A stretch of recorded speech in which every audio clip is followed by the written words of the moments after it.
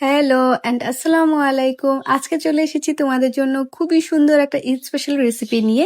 আজকের ভিডিওতে থাকবে আস্ত চিকেন রোস্টের রেসিপি। আচ্ছা, তার জন্য প্রথমে একটা প্যান বসিয়ে এর মধ্যে দিয়ে দিতে হবে পরিমাণ মতো পানি। যেহেতু চিকেন গুলোকে আগে থেকে সিদ্ধ করে রাখা খুবই ভালো, আম্মুকে সবসময় দেখি ব্রয়লার মুরগি হোক বা এরকম সোনালী মুরগি রান্না করুক না কেন, আগে এগুলো একটু পানির মধ্যে সিদ্ধ করে নেয়। মুরগিটা যখন সিদ্ধ করবে তার মধ্যে দিয়ে দিল সব ধরনের গুঁড়া মশলা, যেন প্রত্যেকটা মশলা মুরগির মধ্যে পারফেক্টলি যায়।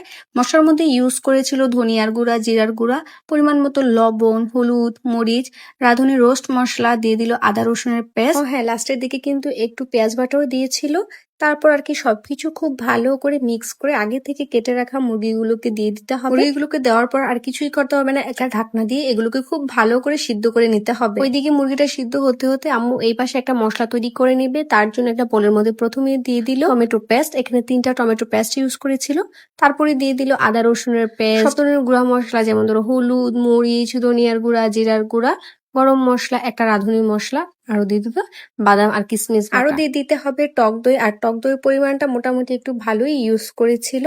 আর লাস্টলি ইউজ করবে পরিমাণ মতো তেল। মুরগিটা সিদ্ধ করার সময় যে মশলাগুলো ইউজ করেছিল এগুলো কিন্তু তুলনামূলক কমই ইউজ করেছে, কারণ আমরা সেকেন্ড টাইম যেহেতু আবার মশলা ইউজ করব। আর প্রথমবার মশলা ইউজ করার কারণ একটাই ছিল, যেন প্রত্যেকটা মশলা চিকেনের মধ্যে প্রপারলি যায়। 7 থেকে 10 মিনিটের মতো চিকেনটাকে সিদ্ধ করে নিয়েছিল। এখন এটা চিকেনের উপর ডিপেন্ড করবে। তারপর এগুলোকে নামিয়ে পানি ছড়িয়ে তেলের মধ্যে খুব সুন্দর করে ফ্রাই করে নিতে হবে। চিকেনগুলো ফ্রাই করা শেষ হয়ে গেলে ওই একই তেলের মধ্যে প্রথমেই দিয়ে দিতে হবে পেঁয়াজ বাটা। যেহেতু রোস্ট, পেঁয়াজ বাটা একটু ভালো পরিমাণে ইউজ করতে হবে।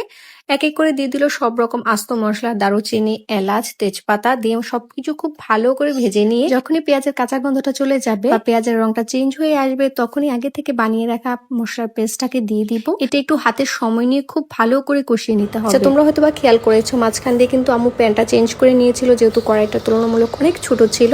দেখো, যখনই মশলার উপরে তেল ছেড়ে আসলো আম্মু দিয়ে দিল পরিমাণ টমেটো সস, আর ঝালের জন্য দিল কাঁচামরিচ। আগে থেকে ভেজে রাখা যে মুরগিগুলো ছিল এগুলোকে মশলার মধ্যে দিয়ে দিল পরিমাণ মতো গুঁড়া দুধ।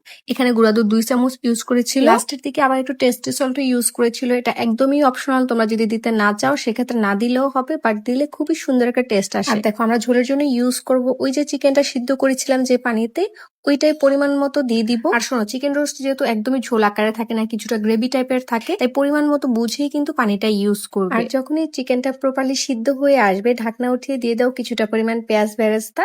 তাহলে আমাদের চিকেন রোস্ট একদমই রেডি। আজকের এই ভিডিও এইখানে শেষ করছি, দেখা হচ্ছে পরবর্তী ভিডিওতে। ততক্ষণের জন্য আল্লাহ হাফেজ, টাটা, বাই।